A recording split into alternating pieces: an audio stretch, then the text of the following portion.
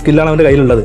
അപ്പൊ അത് സെല്ല് ചെയ്യാൻ അവനക്കറിയില്ല. മമ്മൂട്ടി, മോഹൻലാൽ ഇവരെക്കാൾ അഭിനയിക്കുന്ന ആളുകൾ പുറത്തുണ്ട്, അഭിനയിക്കാൻ അറിയുന്ന ആളുകൾ പുറത്തുണ്ട്. പാട്ട് പാടുന്ന ആളുകൾ, യേശുദാസ് ആണെങ്കിലും അല്ലെങ്കിൽ അതിന്റെ താഴെയുള്ള ആളുകളൊക്കെ ആണെങ്കിലും അവരെക്കാൾ പാടുന്ന ആളുകൾ പുറത്തുണ്ടെന്നാണ് ഞാൻ മനസ്സിലാക്കുന്നത്. പക്ഷെ അവർക്ക് ഈ ഫ്രണ്ടിലേക്ക് വരാൻ പറ്റാത്തതിന്റെ റീസൺ ഈ സ്കില്ലിന്റെ ഒരു കുറവാണെന്നാണ് പ്രസന്റേഷൻ മാത്രമല്ല, അതായത് അതിനെ ആളുകളിലേക്ക് എത്തിക്കണമെങ്കിൽ ഈ സ്കില്ല് ചെയ്യണം. അല്ലെങ്കിൽ ഇത് ആളുകളിലേക്ക് എത്താനുള്ള കാര്യങ്ങൾ ചെയ്യാനുള്ള ഒരു മൈൻഡ് സെറ്റ് വേണ്ടേ?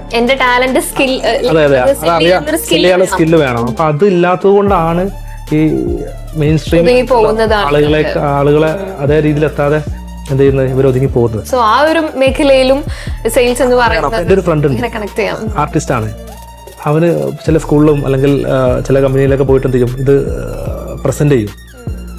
പക്ഷെ അത് അവർ ക്യാഷ് വാങ്ങില്ല. കാരണം ക്യാഷ് വാങ്ങാൻ അവനക്ക് അറിയില്ല ഇതെങ്ങനെയാണ് സെല് ചെയ്യേണ്ടത്, ഇതിന് ഇത്ര എമൗണ്ട് കിട്ടും എന്നുള്ളത്. ഇന്റർനാഷണൽ ലെവലിൽ ക്യാഷൊക്കെ വാങ്ങാൻ പറ്റുന്ന അല്ലെങ്കിൽ അത്രയും ടാലന്റഡ് ആയിട്ടുള്ള ഒരു സ്കില്ലാണ് അവന്റെ കയ്യിലുള്ളത്.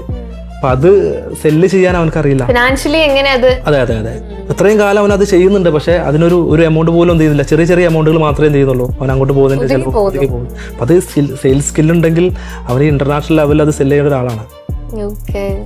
ആ സ്കില്ല് ഉണ്ടെങ്കിൽ ടാലന്റഡ് ആയിട്ടുള്ള ലൈക്ക് നമ്മളെപ്പോലത്തെ കഴിവ് വിറ്റ് ജീവിക്കുന്നവർക്ക് പോലും ഉപകാരപ്പെടും. അത് മസ്റ്റായിട്ട് പഠിച്ചിരിക്കണം എന്നുള്ളതാണ് സെയിൽസ്.